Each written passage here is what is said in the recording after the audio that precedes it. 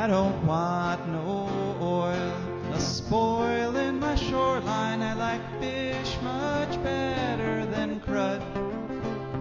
I like birds and things a-creeping and crawling. Won't trade no more oil for blood.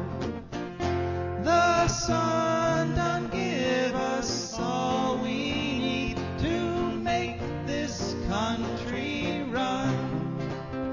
But that black demon oil's got us fussing and fighting, and I do believe it's time we was done. I don't want them nukes run by them kooks who think radioactivity is fun. No more three-headed frogs or kids with leukemia. Nuclear power ain't fit for a dog.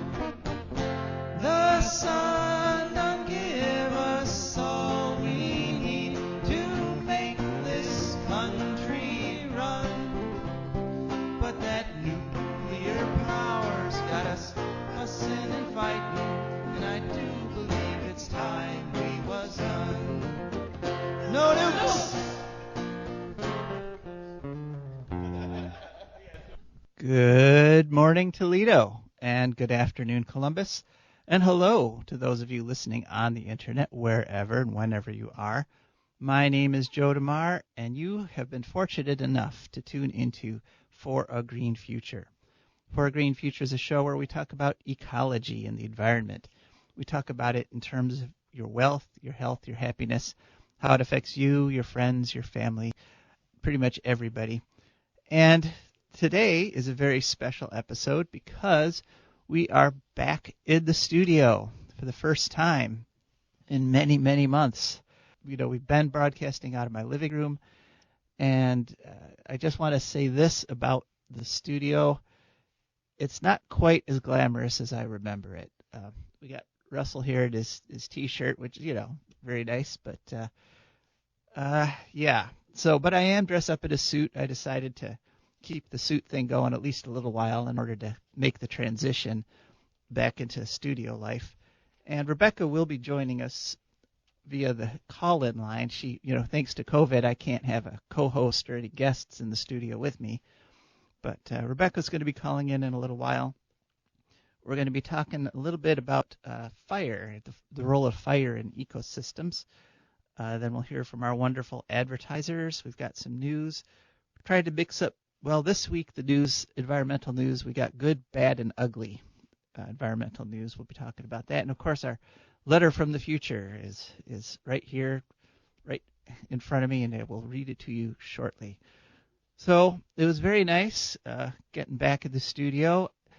We had problems last week, as you might have been listening, that my internet at home went down literally 1 minute before I was supposed to go on the air. So I'm glad to be here in front of the mic talking to you folks.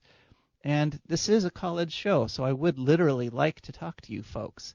Call in at 866-240-1065. That's 866-240-1065 anytime in the next hour with any sort of environmental story you saw or question about an environmental issue or anything having to do with environment or the ecology, and we would love to talk with you.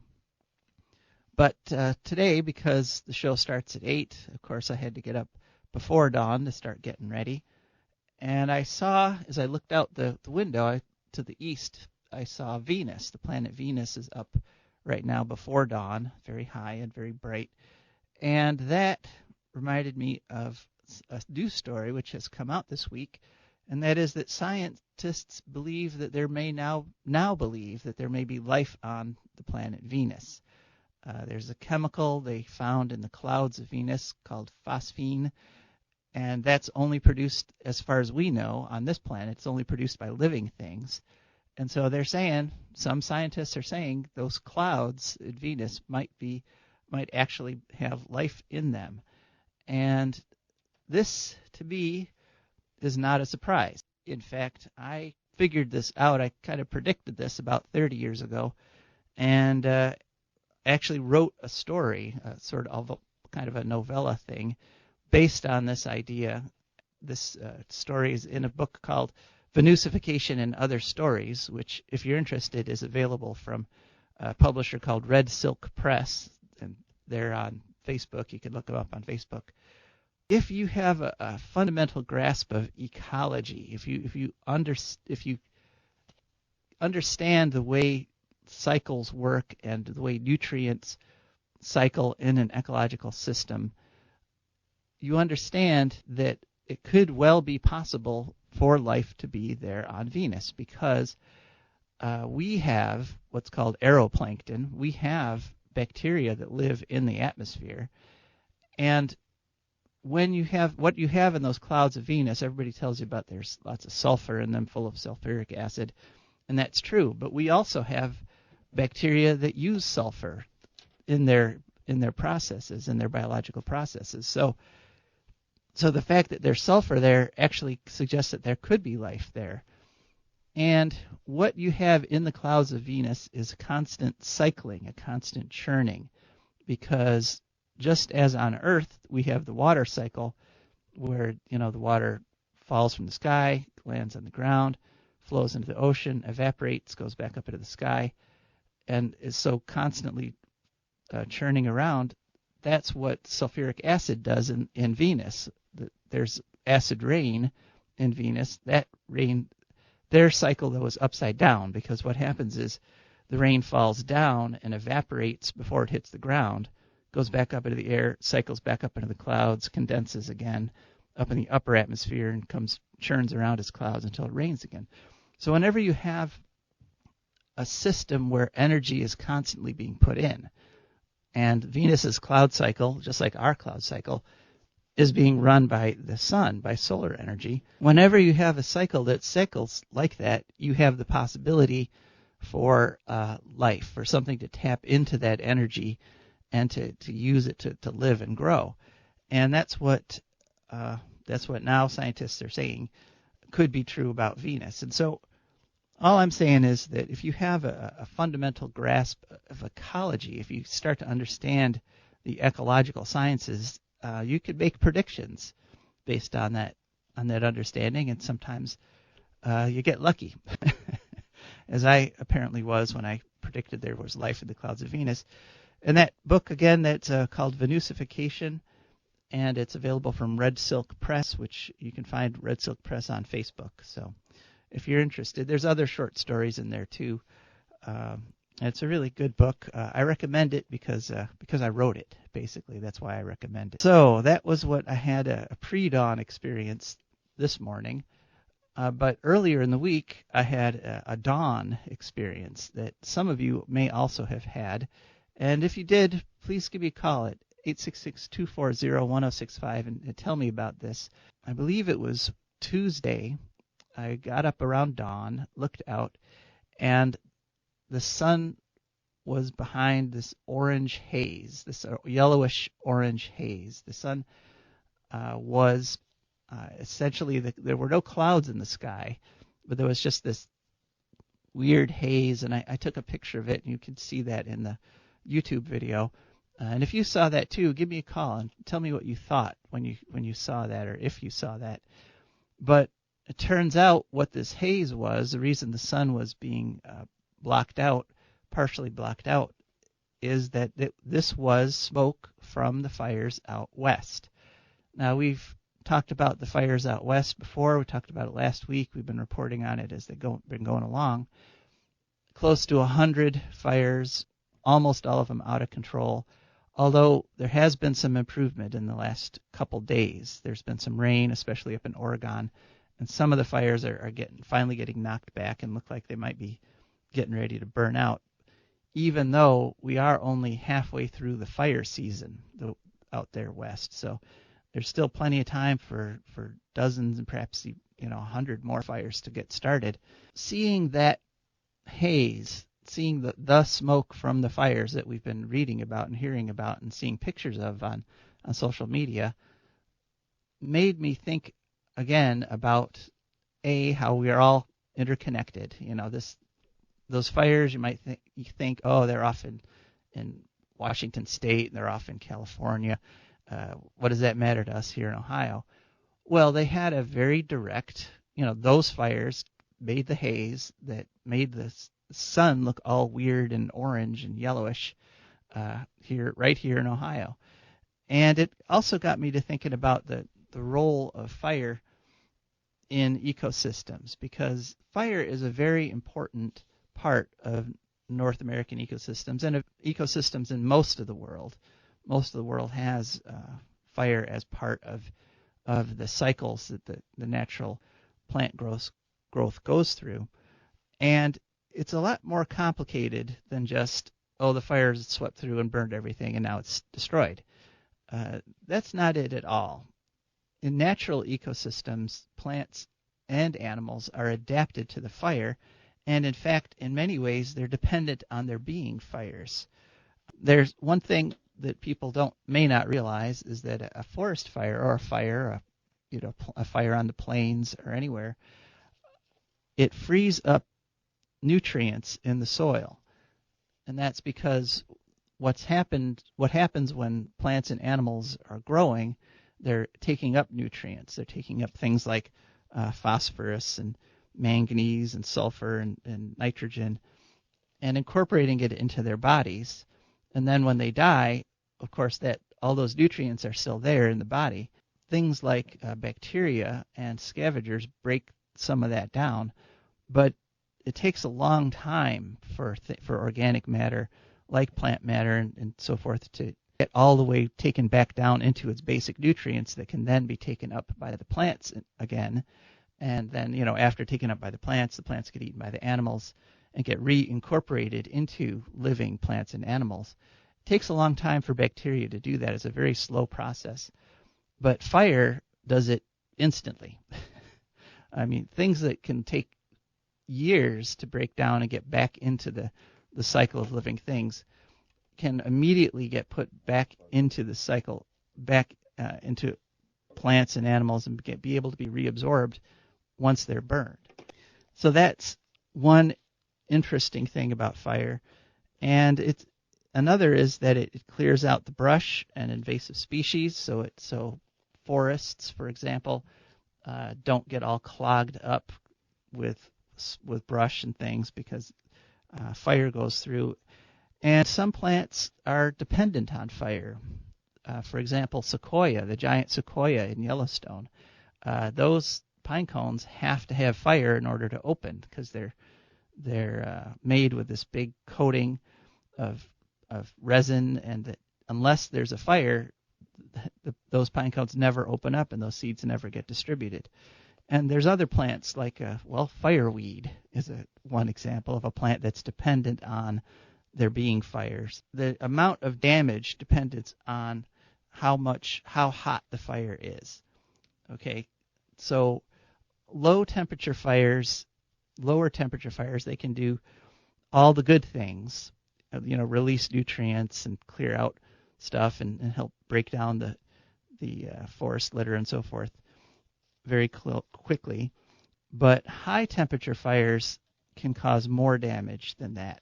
Oh, and another thing that fires do, if you have wood ash, and the colonists, the settlers do this. If you have wood ash and you pour water through it, it gets very basic. It gets very alkaline. In fact, that's how they would make lye to make things like soap, is pouring water through wood ash. And so having a layer of ash in the forest floor or in the prairie or wherever helps keep the soil from becoming too acidic.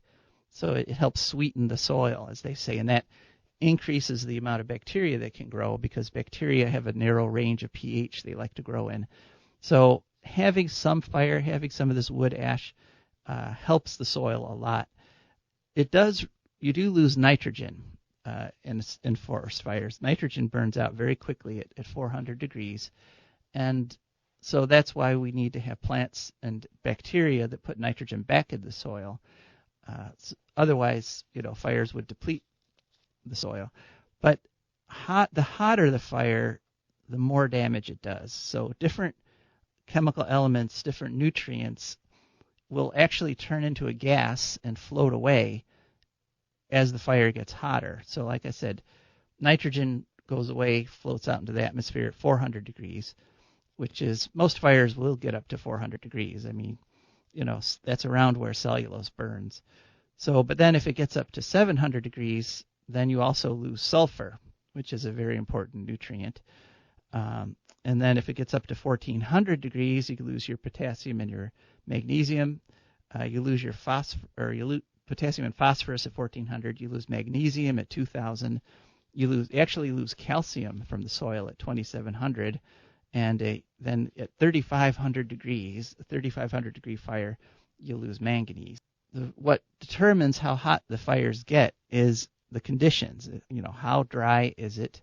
Is there any moisture around? And out there in California, there was not a lot of moisture because these fires are coming on the tail of incredible heat waves. So there's moisture. How much material is there to burn? Is there wind? Because the windier it is, the hotter the fire will blow. It'll turn a forest just into a blast furnace. So you can get up to 3,000 degrees if you have hot, dry conditions with lots of wind and lots of stuff to burn. When I was looking out at the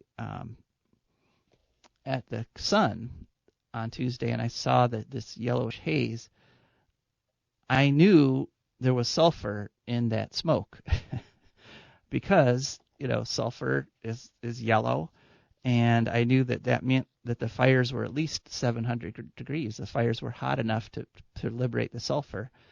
And these are the kinds of things, if you know stuff about ecology, you can make deductions. You can look out at the sun and say, okay, there's a fire somewhere. Wow, that was a hot fire. But you also know that distribution, that smoke is also distributing that sulfur everywhere else. I mean, the Rockies have very poor soil. The Rockies have only been around 10,000 years. And if you're talking, or, have been glacier free for about 10,000 years. So there's not much in the way of dirt there. So all the nutrients they've got came in on things like smoke from forest fires, or came in from dust that volcanoes put into the air. Those nutrients get distributed through the atmosphere in that way.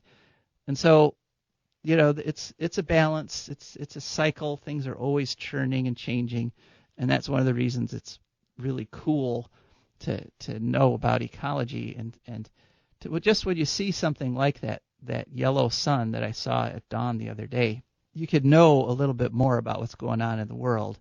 It's not just, oh, look at that weird color. So just another reason to study ecology, just so that you know a little. You can make deductions and know a little bit what's going on there. Now, another deduction. Oh, Russell, did we get a call there? Yes, Rebecca is on the line. Hey, Rebecca, welcome to the show. Thank you. Yeah. Good morning. Good morning. And if anyone wants to jump in with Rebecca and myself, there's still an open line at 866-240. Yep, 1065.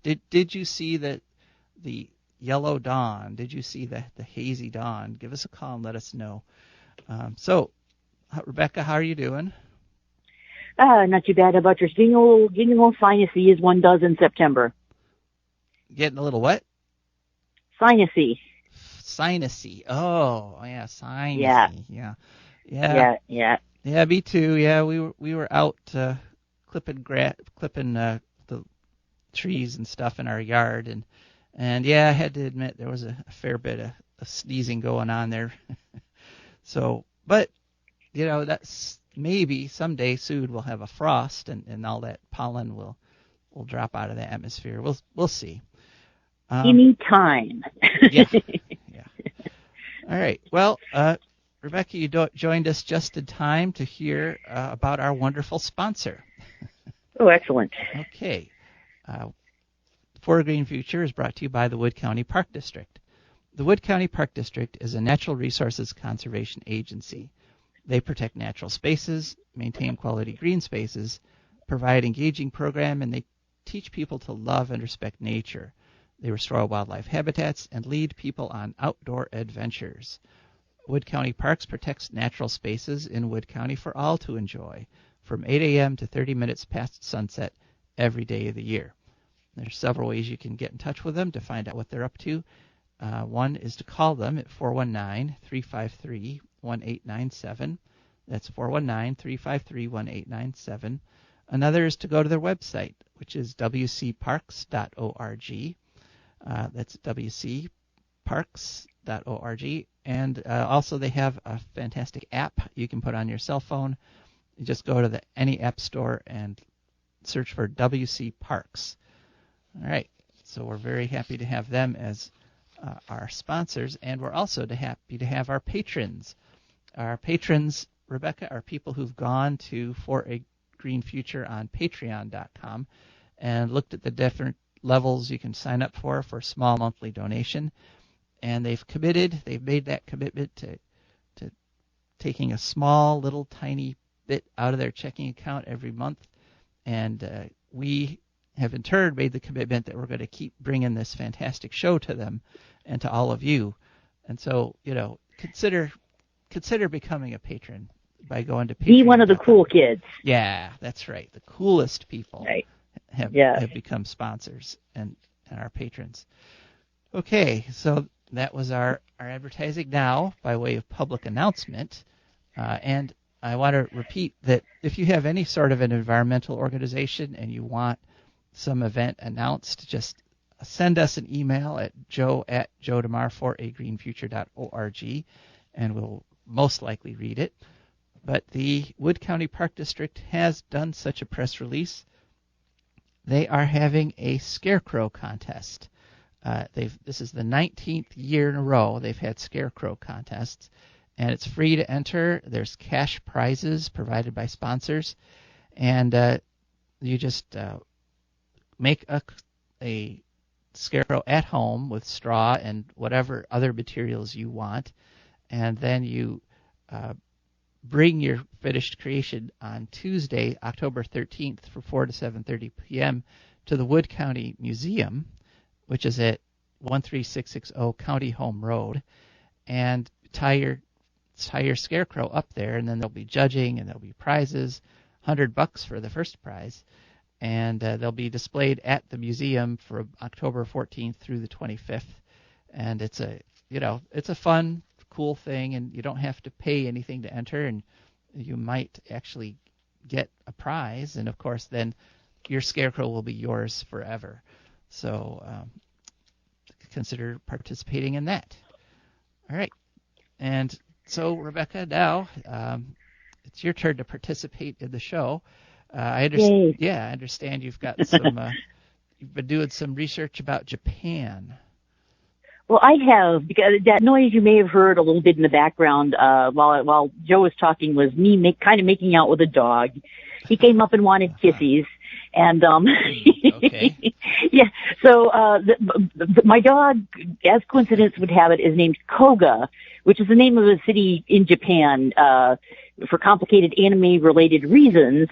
But the name of the city, actually, I looked it up, means Old River, which intrigued me a great deal because it sort of implies the presence of a new river, like within the living memory, possibly. So, I was thinking, well, maybe there's some kind of major rerouting of a river, at least, due to seismic activity, Japan being a very shaken and bacon type of place.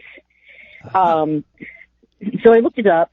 I did not find the answer to that, but it turns out that the major river that runs through the city of Koga, Japan, is something called the Watarase. So I looked up, major tourist sites related to the Watarase River, and it turns out there's something called the Watarase Retarding Basin, which is a reservoir, an interestingly named reservoir. It's the largest reservoir in Japan. They got, biking, sailing, all this great stuff. Lovely, peaceful spot. But okay, dig a little deeper. It turns out it came to be because of something called the Ashio mine incident. The Ashio mine was a copper mine in Tochigi, prefecture, which is related to apparently Japan's biggest pollution disaster, at least prior to Fukushima, and also to the birth of Japan's environmental movement. So, who knew? Apparently how the story goes is in the 1870s and 80s, suddenly silkworms around the Watarase River started dying. And the fish levels are plummeting putting 3,000 fishermen out of work in the area. Also, there was large-scale deforestation because they were cutting all down the forest to make timbers for the mine. And, you look at another thing that pops up when you look at the tourist industry around Koga, Japan, is that there's like 6 things called fishing moats. So I don't know what fishing moats are exactly, but they're very popular there. So that happened. And then, after that, of course, the forest was gone. So suddenly in the 1890s, there started to be a series of gigantic floods. So then some bad things happened, like the slag from the mine. No, that's true all over the world. I mean, whenever you read or hear about this terrible landslide anywhere in the world, like Costa Rica or wherever, if you dig a little deeper, I found 9 times out of 10 that there was a mountain slope that had just been deforested, that had just been clear cut, and so the reports always about this terrible mudslide. How did this happen? Why did this happen? And usually it's completely predictable. It's because you cut the forest down that was holding all the soil in place. But so that happened in Japan too. All right, go on. Yeah, so the slag from the mine turned out to have arsenic in it, among other things. That actually pretty much it killed all the plants, sterilized the surrounding farm fields, basically, and the farm workers started getting pores on their hands and feet. The biggest flood was in 1896. Suddenly in the area, there were high death rates, civilians getting sores, a lot of premature death, low birth rates, and women couldn't lactate. So that seemed bad. The peasants were revolting. Apparently, as a result of this, also there was sulfuric acid coming from the smelters, which gave a lot of people lung damage and caused acid rain, which did even more wonderful things for the environment. So the response from the area was apparently mostly led by a local politician named Shozo Tanaka, who spent a major part of his career throughout the 1890s battling this. In 1899, there were 2 farmers' marches on Tokyo. So this is 1899. Picture these guys in their little traditional costumes. We're fresh out of the fields. I don't know, maybe carrying size, marching on Tokyo. It was crazy. And then eventually, although it was after Shozo Tanaka's retirement, there was something called the 1911 Factory Law, which was passed as a result of this. And of course, the Wadarase Basin was formed, which to, prevent flooding, which in 1906, which they had to destroy 3 villages to do it, which was a tad controversial in the area. But who knew? I've sort of been at least on the fringes of the environmental movement all my life. Never heard of the Ashio mine disaster, No, didn't know that kind of thing was happening in Japan. No, I didn't either. That's very interesting. Yeah, I mean, we, around here we think of the birth of the environmental movement being in the 70s. Right. But of course, we do know that mining damage back in the early 1900s prompted a lot of pro-environmental stuff, especially out west. But I did not know that Japan was a little bit ahead of us on that. Yeah. Yeah. Well, I know that, incidentally, the reason that Koga is a popular anime name is because it's also the home of a legendary tribe of shape-shifting forest ninjas. So it's kind of a generic magical fighter name like Skywalker or something. A lot of 56 anime characters have that as their first or last name. I don't know how the ninjas fared once the mining industry cut down their entire forest, though. Yeah, that could be. I mean, cutting down forests is actually often used to stop political dissent. I mean, England used that on Ireland. Ireland used to have lots of forests, but Koga, I don't know if your Koga is shapeshifts that much. I mean, every time I've seen him, he's been roughly spherical. Well, it must be in the middle of the night or something. But, if your forest has been cut down, it makes sense to shapeshift into a small elderly dog and move to America, right? No one would ever suspect it. Yeah, no one would follow it. Right. Okay. Right. Well, thanks for that fascinating little trip to Japan there. I know that...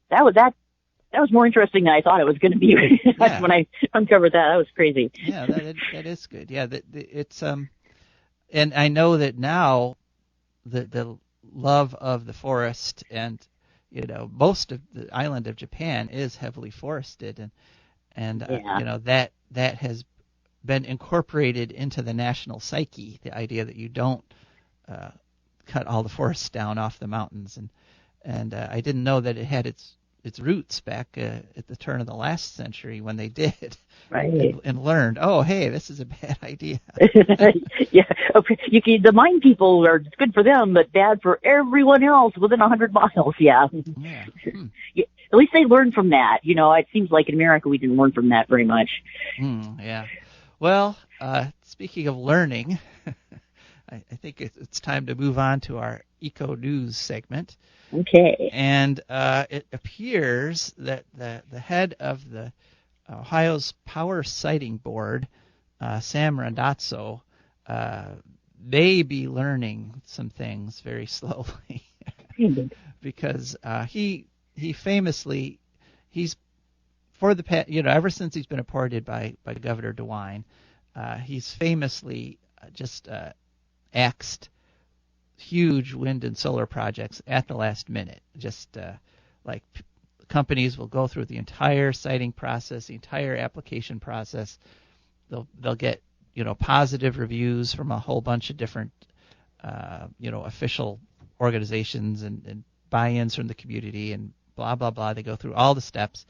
They get to the final step, which is the siting board decision, and at the very last minute, Sam Randazzo, who actually used to work for First Energy and lobbying firms that worked for First Energy.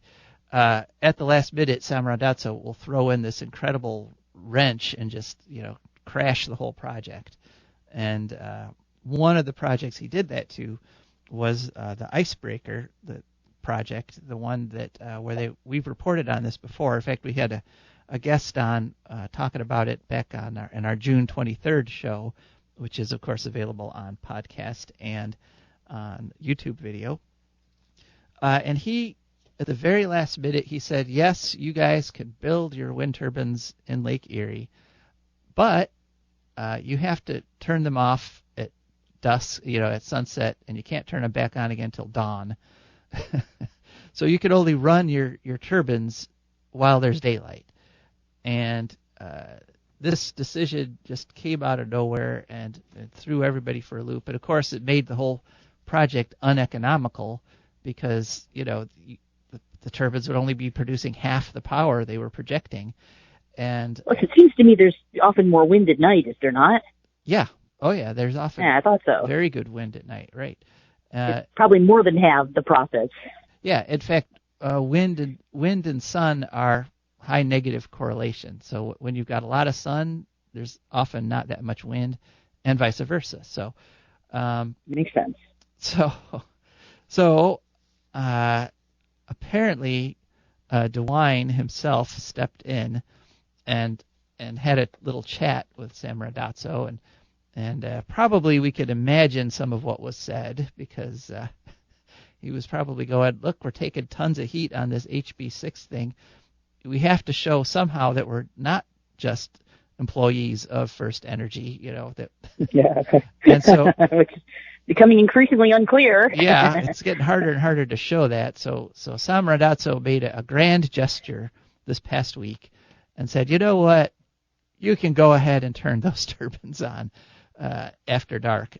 After all, just highlights just how random and capricious for telling him to turn them off in the first place was. Now he just completely reversed himself and said, you can turn them on. So which means that the project is going to go ahead.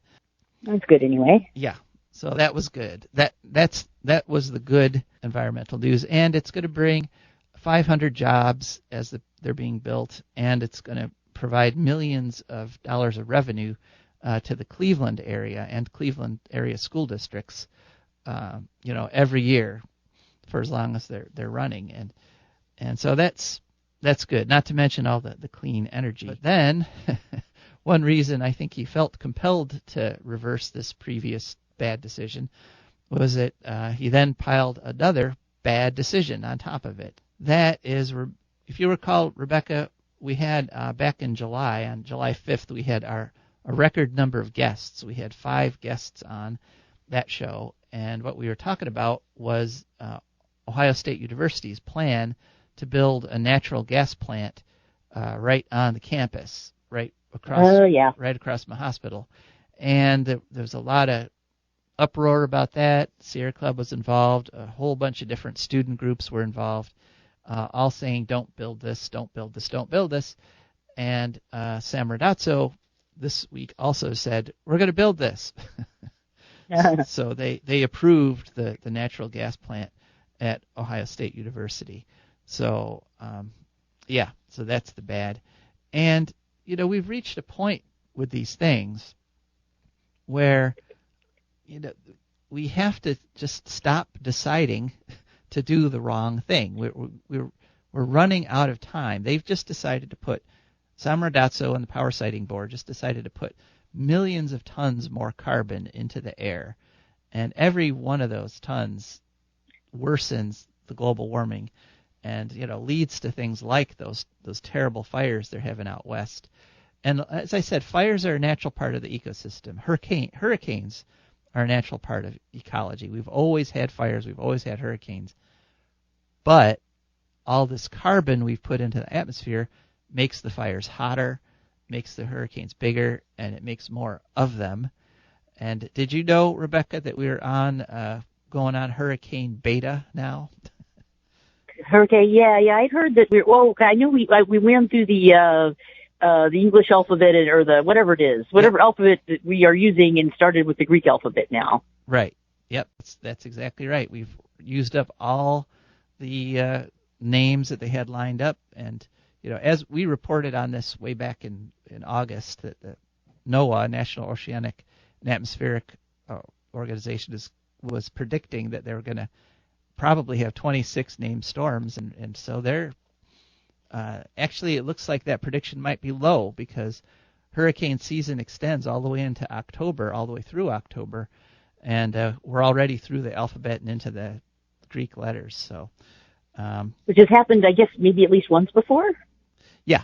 Oh, it has happened a few times before, but it's unusual. It's not something that you want to happen. Yeah. And as I say, we've had hurricanes before. They're all getting worse because of what we're doing, and we all need to stop.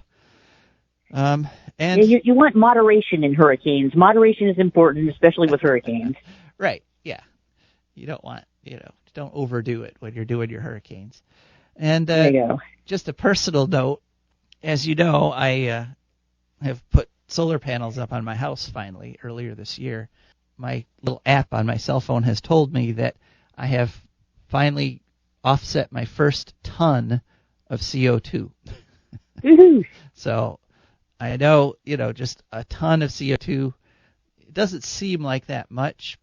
We burn, or actually it's a ton of coal. Actually, I've offset my first ton of coal, which actually means that my first 8 tons of CO2, because 1 pound of coal makes 8 pounds of carbon dioxide. But so I've offset 8 tons of CO2 in the atmosphere, a ton of coal. It doesn't seem like that much, but if millions of us do it, we can turn off the coal completely. If everybody who could put solar panels on their house put solar panels on their house, we could be carbon free. And go DeMare Koga household. Right. Yeah. So coal, it's happening. I mean, we are using progressively less and less coal since about 2008. The graph is just, pretty much a very steep decline, but it's not happening fast enough. We've got to hurry it up, or else the results will be ugly. And that gives me the transition to our ugly eco news. HB6, our HB6 update, which is about the ugliest piece of legislation possible. Yeah. Public Utility Commission this past week announced a probe of First Energy's spending on the House Bill 6 campaign. And you think, wow, they're doing their job. But what they're doing is they're asking PUCO is asking First Energy to itemize, to list how much they've spent on that, all that political stuff, and if they've spent any ratepayer money on it, because they're expressly forbidden to do that by law. And, this sounds great, sounds wonderful, but all this is talking about is the $60 million out of the $1.5 billion. So even if PUCO fines First Energy for the whole $60 million and says, every dollar that you spent on that was illegitimate, you need to return it to the ratepayers, First Energy will go, oh no, okay, we'll give up the $60 million, but they get to keep the $1.5 billion. So lovely. So these are, without actual punishment, this would basically be a slap on the other wrist, because they had to spend the $60 billion to get the 1.5, or the $60 million to get the $1.5 billion.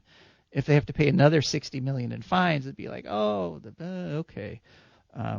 So I don't hold much hope for the Public Utilities Commission, because the members were largely appointed by DeWine, and it's, they're not looking at returning the $1.5 billion. They're only looking at, did you improperly spend $60 million? So that's one of the ugly bits of news about House Bill 6. And there's another, and that is, as we reported, the House is holding hearings on the repeal, on what to do with the repeal. And this past Thursday, they had a hearing, and unfortunately, the Speaker of the House, Robert Cupp, has said he doesn't want public comments. He doesn't want public hearings, because he said, there were so many hours of hearings the first time around. We don't need to go through all that again. And I said last Sunday, he doesn't want to go through it again because he doesn't want to hear that House Bill 6 was horrible and needs to be repealed. And from reports I've gotten, that was borne out at Thursday's hearing, where apparently he just lined up all these people who supported House Bill 6 in the first place and just let them talk and just let them testify.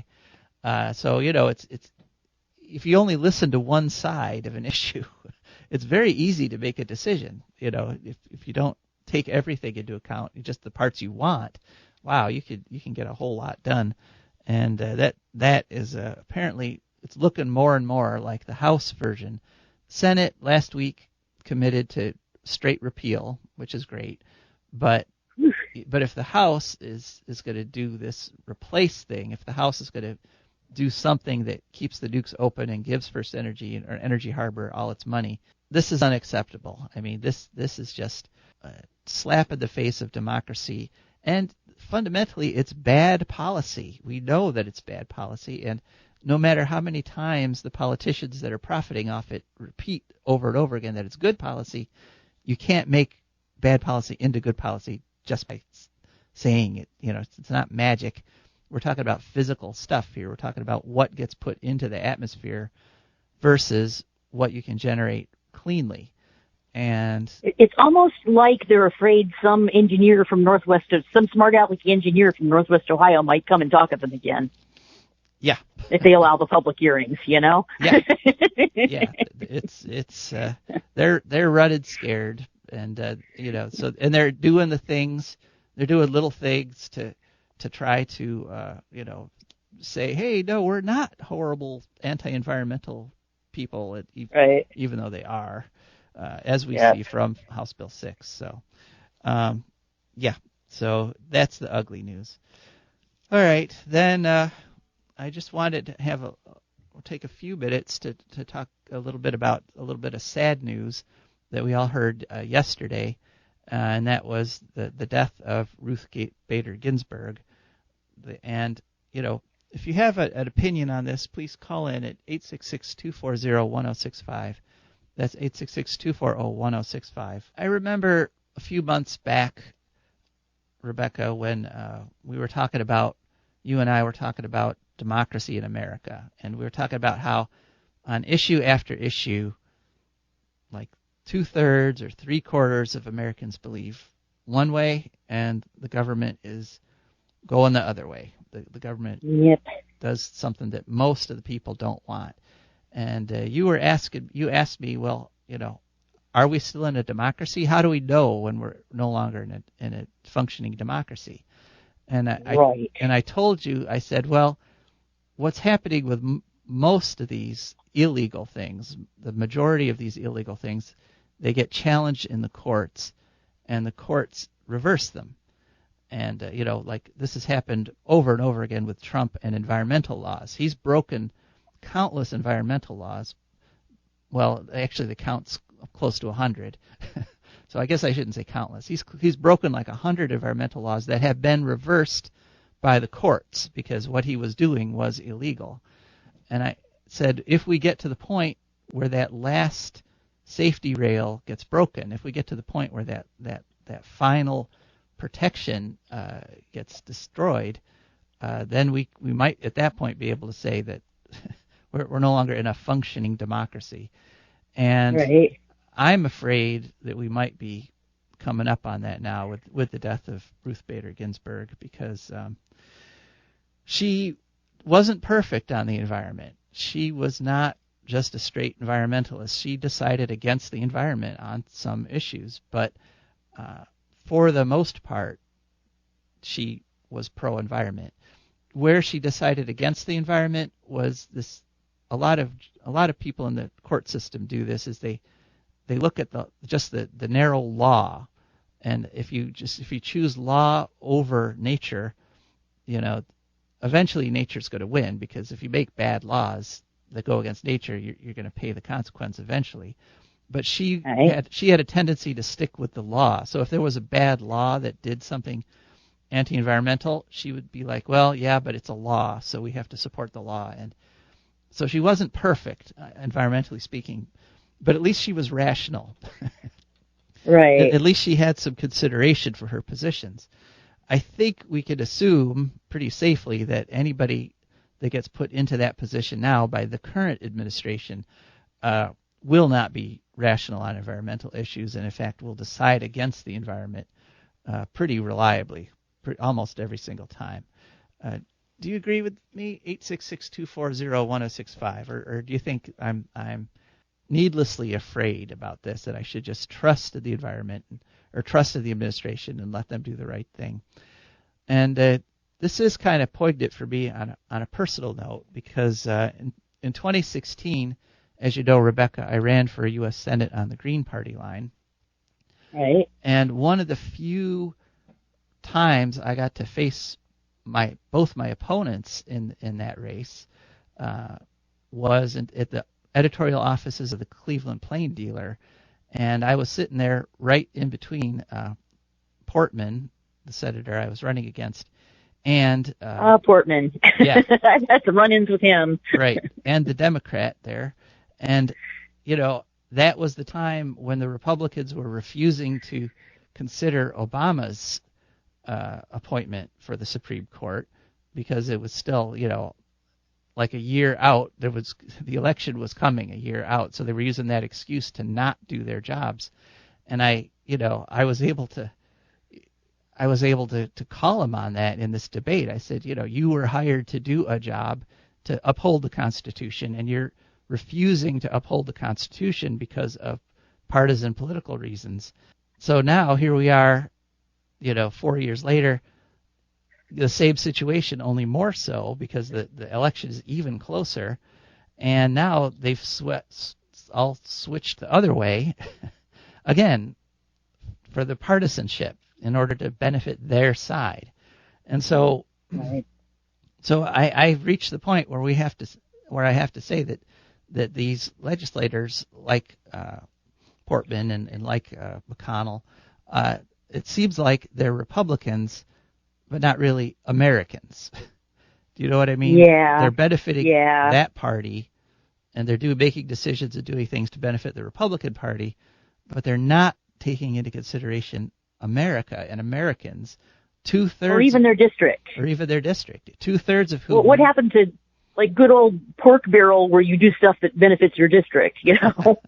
Well, they still bring some of that home. There's still some of that, but But 2/3 of Americans think that the administration and the Congress should wait until after the election to replace Ruth Bader Ginsburg. But again, the majority, the will of the majority, has little weight right now. Yeah. Well, what do you think are their chances of maybe holding off the nomination until the fall election? Like, they did that to Obama. So it seems like the Democrats would be able to do it to the Republicans, except for something about there's more of them in the Senate or something. I don't know. I think the chance is 0. Oh, geez. I don't think the Democrats are going to be able to stop them. They have. You think they're going to try? They've not demonstrated the ability to stop the Republicans on anything. Right.